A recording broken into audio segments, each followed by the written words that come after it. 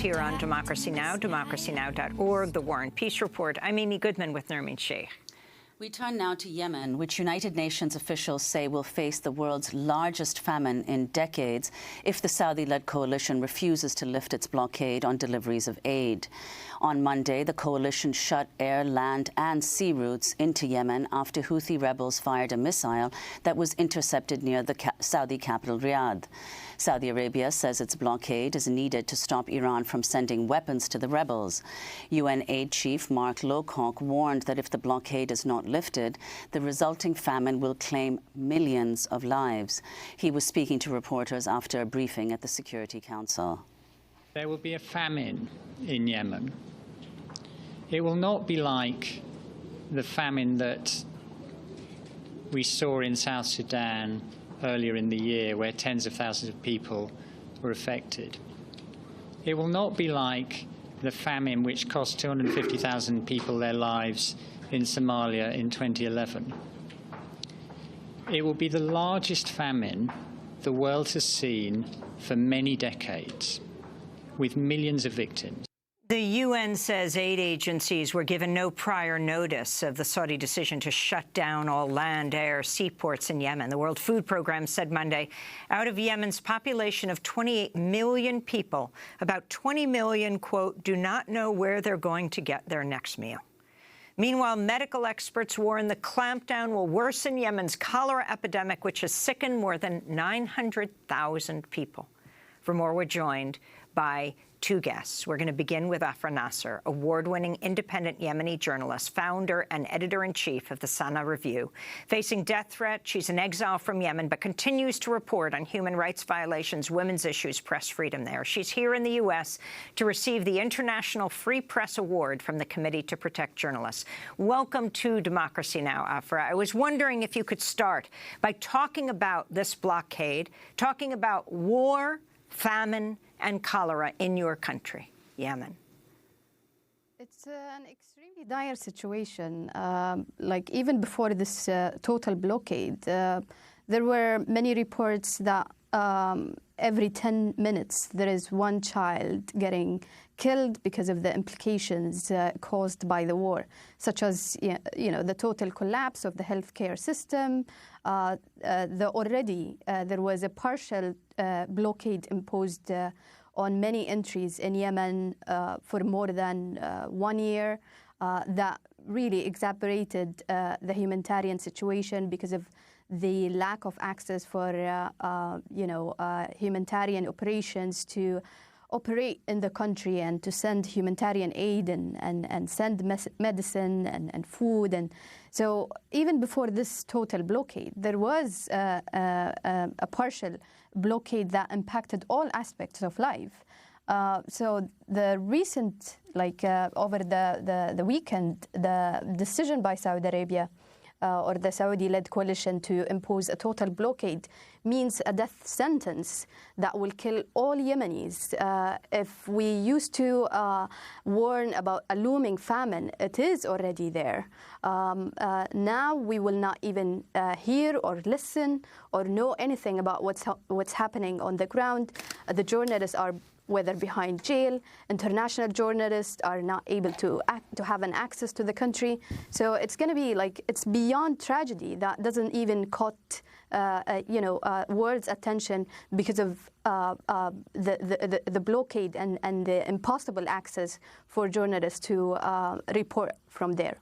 Well, Afra Nasser, on Monday, you tweeted, quote, "I woke up reading a message from my family in Sana'a. All entries to Yemen are closed. We will die. We will die." Now, your own mother is in Sana'a and other relatives of yours whom you're in touch with regularly. What do you hear from them? Most of my family are in Sana'a, and my story is not exception. Death is the new norm in Yemen. Every household have been impacted by the war.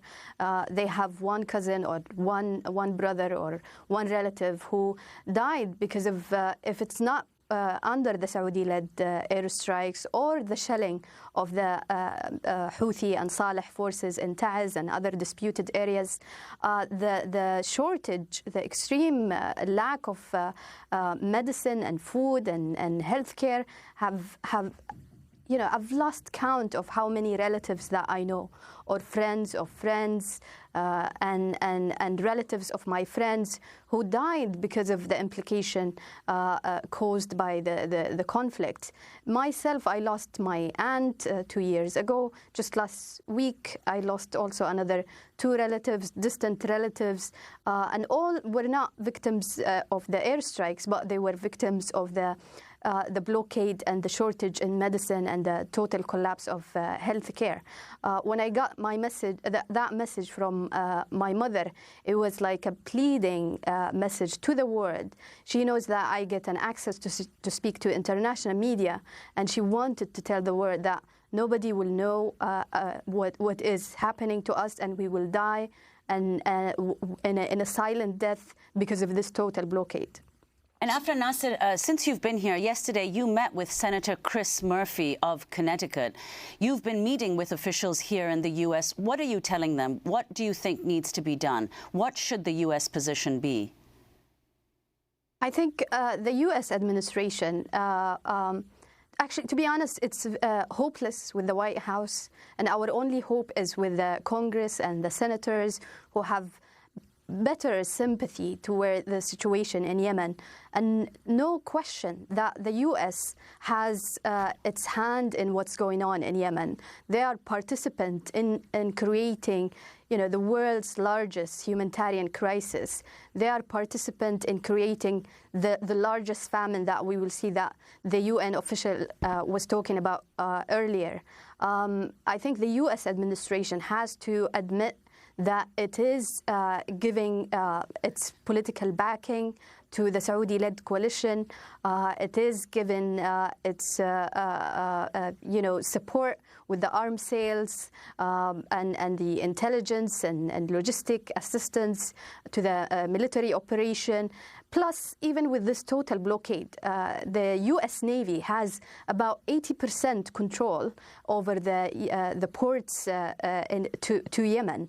So absolutely, this is what's going on in Yemen is absolutely relevant to the U.S. administration. From my meeting so far, there have been some positive feedback because, as a journalist, I was able to meet them and talk and report like firsthand to them. But that is not, like a privilege that other journalists get. If it was not for the support from Committee to Protect Journalists, I wouldn't have that chance to, to give like a first-hand narrative to what's going on to my family and friends and everyone that I know in Yemen. Well, Afra Nasser, on the question of arms sales, the independent newspaper in the UK reported recently, this week in fact, that the country's sales of bombs and missiles to Saudi Arabia have increased by almost 500% since the Saudi bombing campaign of Yemen began. The US and the UK remain the largest suppliers of arms to Saudi Arabia. Could you talk about that and what you think the US and the UK, what can be done to stop these arms sales or at least to limit them? That sounds really shocking, but to be honest, for me, I was not surprised when I read the reports. Just like 1 week or 2 weeks ago, there was a report that the UK General Secretary State Secretary was giving a talk at a hearing saying that our criticism to Saudi Arabia human rights record would definitely harm our arms sales to them.